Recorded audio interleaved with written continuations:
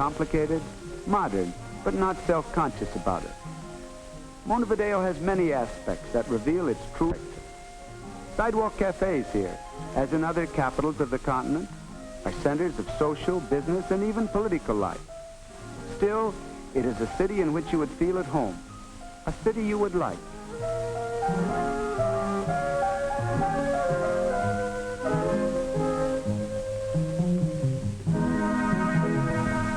Here, as in the United States, you would encounter a large, powerful middle class.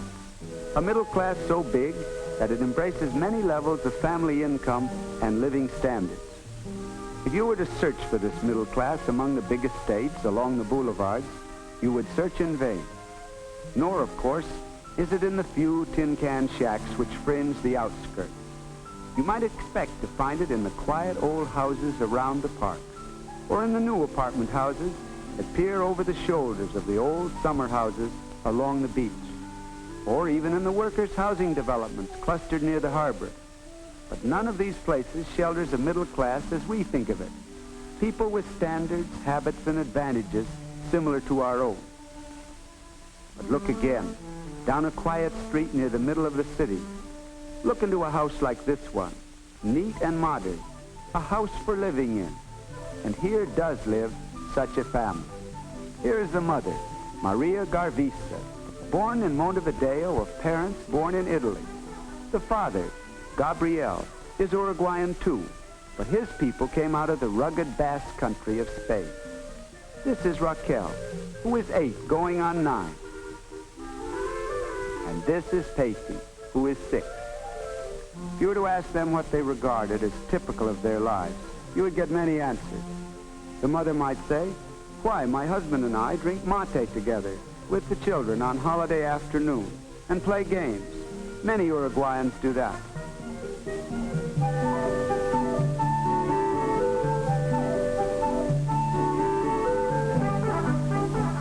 And the father would say, "Our national costume is typical. Perhaps you didn't know we had one. You hardly ever see it in town, of course, except at an asado.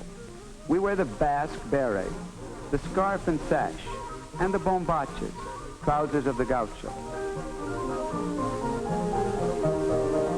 Raquel, like any good little Uruguayan girl, is learning the precepts that make up the ritual of feminine charm. What is typical of Pepe is typical of any small boy anywhere, cleaning out the jam jar.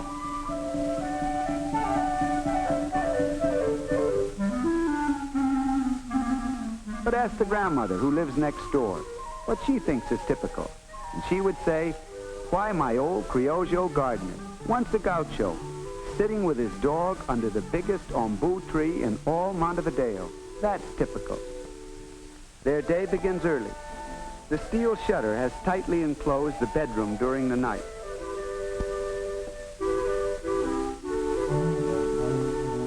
Wardrobes like this one are commonly used instead of closets.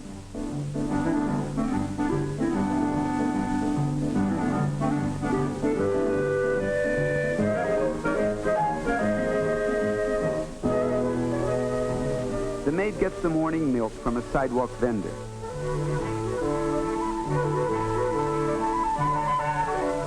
And in the breakfast room, the family is having its first meal. Bread or crackers with jam and butter, and coffee with hot milk, which is drunk even by the children.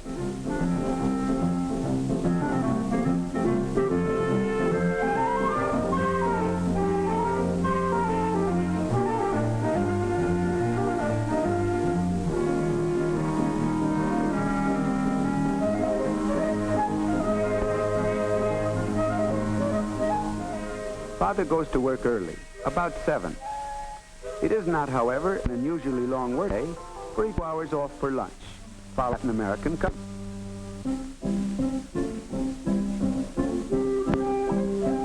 Sounds and sights of early morning are universal. The busy brooms and the long shadows, the feet of people hurrying to work.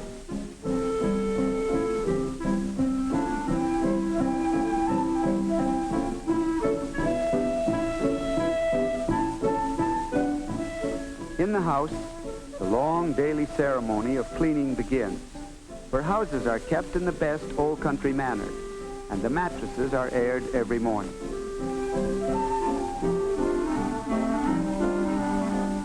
The old gardener is sidewalk tender, too.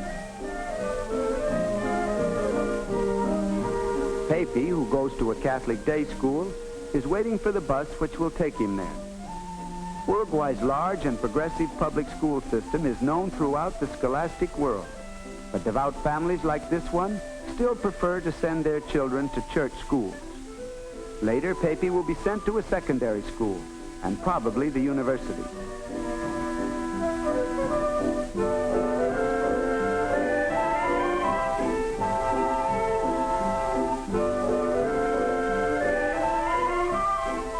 Mother is in the garden, pruning flowers and sipping mate, the bitter and well-loved tea of Uruguay and the Argentine, which is almost as much a ritual as a beverage.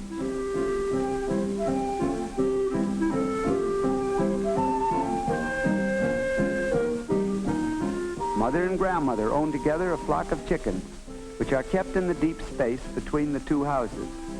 It is Raquel's job to feed them, although she dislikes to do it. Grandmother insists as a matter of discipline.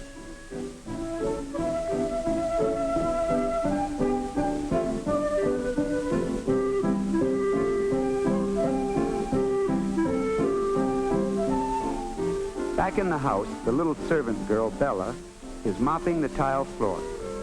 Bella was the one too many of a large, poor country family. She makes her home here, receives a small allowance, is already an excellent servant, and lives a dull but apparently satisfactory life. Because the family possesses a variety of household appliances, like this vacuum cleaner, Bella's work is a little harder than that of a similar housemaid in the United States.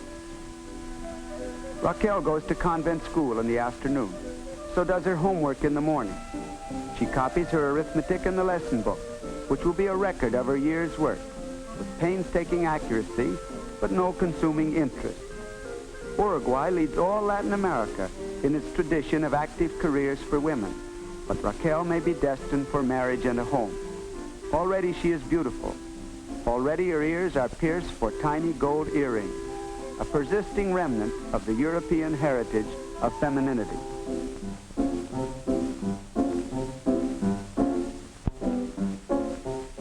Mother goes out to the vegetable cart to bargain for fresh green corn and tomatoes. Even the foods of Uruguay are the familiar ones. The vegetable man, en route from Italy to South America, once lived in Pittsburgh, but he prefers Montevideo.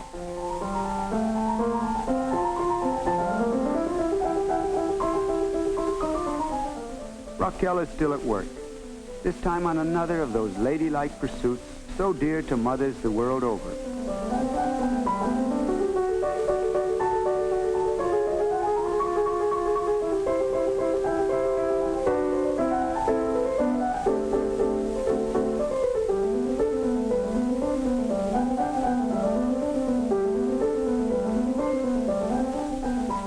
Raquel's friends suffer with her.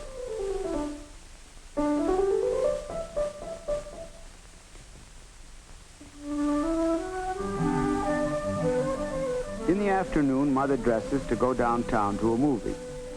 Her clothes are much like those of an average North American woman, fashionable but conservative. Her shoes were manufactured in Montevideo.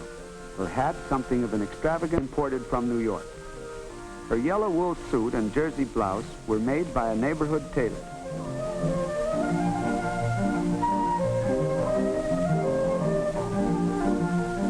It is interesting to note that the Garvises do not own an automobile, but do have a full-time servant. While in the United States, a family of the same income would have a car, but not be able to afford a maid.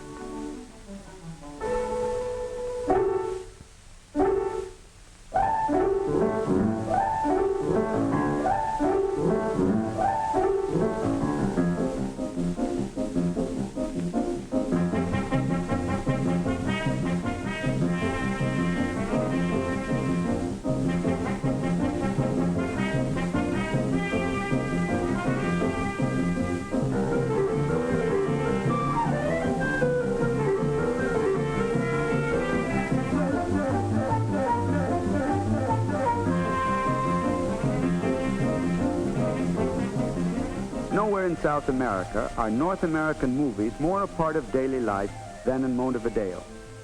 Perhaps you would be interested in the manner in which the titles are changed to tell a story. Wake Island becomes Volveremos, or We Will Come Back. For Latin American distribution, The Glass Key has acquired an explanatory title, The Man Who Knew How to Lose.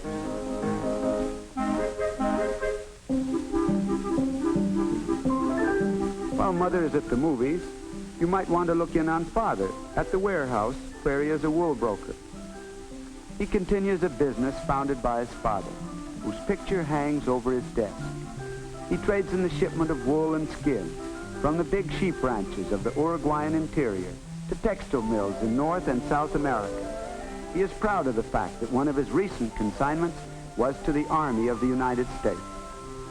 The Garvisa firm is one of many such small warehouses in the same district, each employing 10 or 15 clerks and handlers. As a broker, Senor Garvisa is one of a large economic group comprising small owners and tradesmen, government clerks, and many other white-collar workers. As such, perhaps, he would be less prosperous than about one-third of all Montevidean businessmen. But if you consider the rest of Uruguay, only about one-tenth would be better off than he. All business intercourse here involves much friendly conversation, and a round of handshaking seems to make a deal more binding.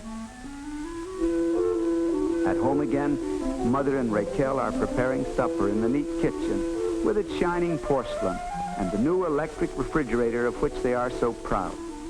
Supper is a light meal with soup and a green salad, and as a main dish, cheese soufflé.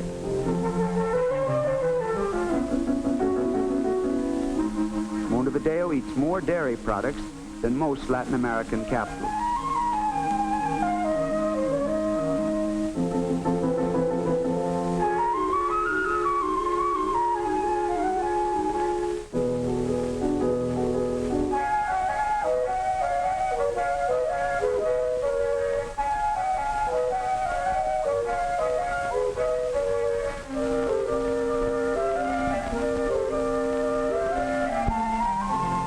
While this process is going on, Raquel and her friend Catita go upstairs to the bedroom, which Raquel and Pepe share, to check on the condition of an ailing doll.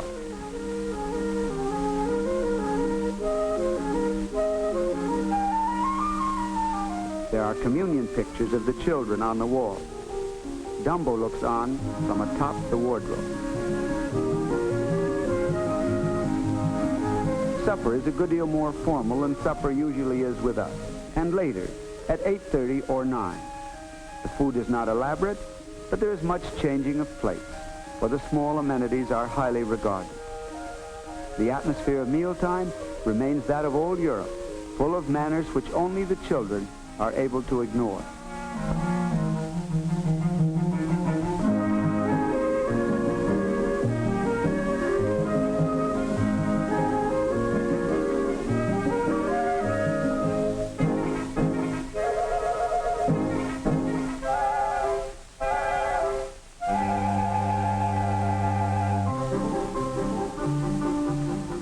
The traditional asado, or barbecue, is weekend entertainment for the Garvisa clan and their friends. A whole lamb, roasted with spicy sausages, basted with strong brine. It is their form of picnic, heartier than any of ours, but part of the same old festive custom of eating out of doors. This, then, is the family of Gabriel Garvisa, small businessman, a family which described itself with a certain pride as mediana, middle class. Do you really feel, although they speak a language different from yours, that they are strangers? If they live next door to you, wouldn't they be good neighbors?